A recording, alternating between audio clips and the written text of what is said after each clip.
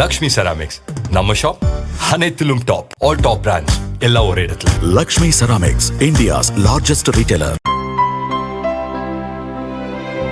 இனிமே கண்ணை மூடிட்டு கடலை எண்ணெய் வாங்கலாம்.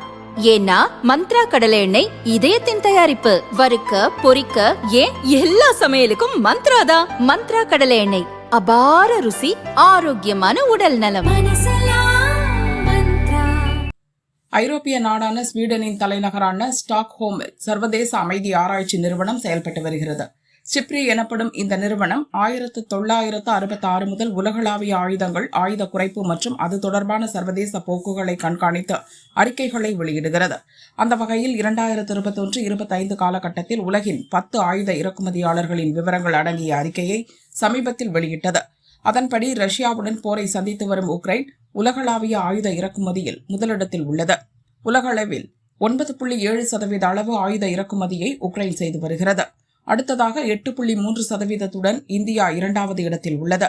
ரஷ்யா, பிரான்ஸ், இஸ்ரேல் இந்தியாவின் முன்னணி ஆயுத சப்ளையர்களாக உள்ளனர். ரஷ்யா 40%, பிரான்ஸ் 29%, இஸ்ரேல் 15% பங்கு வகிக்கின்றன. முந்தைய 5 ஆண்டு காலகட்டத்தை ஒப்பிடுகையில் இந்தியாவின் ஆயுத இறக்குமதி 4% குறைந்துள்ளது. உள்நாட்டிலேயே ராணுவ உற்பத்தி திறனை அதிகரித்துள்ளதால் இந்த சரிவு ஏற்பட்டுள்ளது.